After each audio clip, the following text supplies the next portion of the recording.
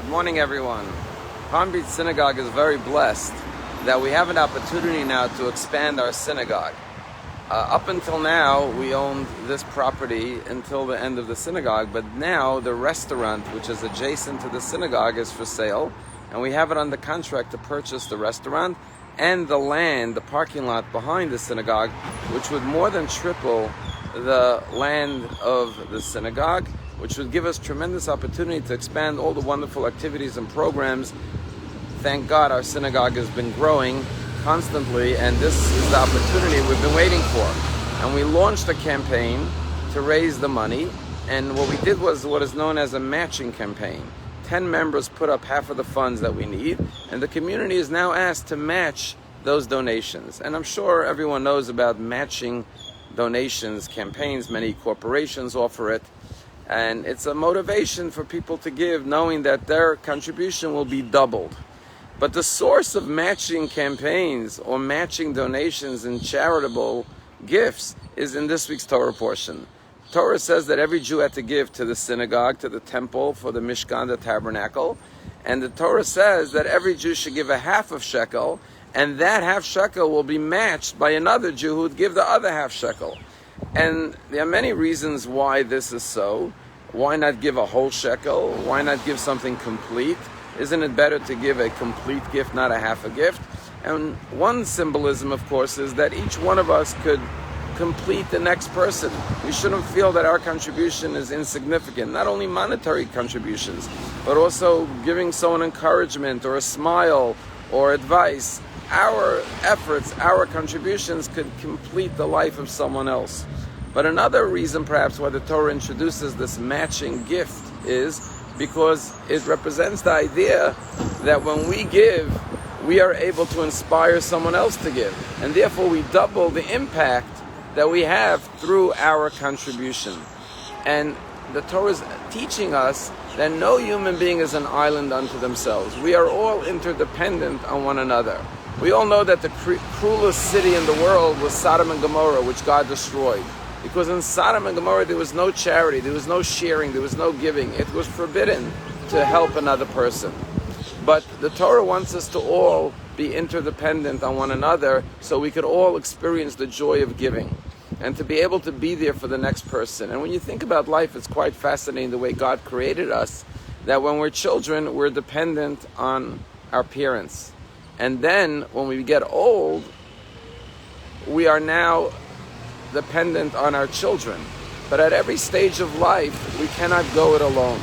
You also find this with regions. There's no region in the world that's completely self-sufficient. That's why we have import. Different resources, different minerals are available in different parts of the world. And it's only through trade and import and export where we all help one another that we can complete each other and provide each other what we need.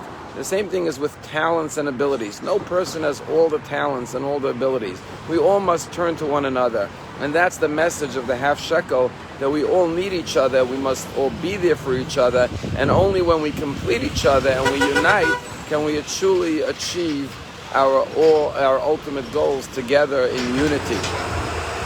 I saw a very inspiring story in the news just yesterday. A little girl in Wisconsin, her name is Peyton. She was talking to her uncle, and her uncle told her something that most people don't know, and that is that there are 2.5 million homeless children in America. Matter of fact, the largest segment of the homeless population is families with young children. And there are shelters all across America filled with homeless children. And obviously this has a very, very grave psychological and physical impact on these children's lives that harms them in a very negative way that stays with them for life, growing up in poverty. And this girl was so bothered by this statistic that there are 2.5 million children facing homelessness in America every year, that she turned to her mother, this little girl Peyton, 8 years old in Wisconsin, and said, "Mommy, I know my birthday's coming up. I would like to ask all the children to bring gifts and the parents to bring donations for children in homeless shelters." And she sent out a card inviting everyone to her birthday and asking them to bring a gift for a child in a homeless shelter. And she wrote on her card a quote that she created that said, Every child deserves to smile. And it took off. And she bought all the gifts and $500 that she raised at her birthday party to a local homeless shelter and distributed to poor homeless children. And now she started a movement, an organization, and the name of it is called The Eye of a Child.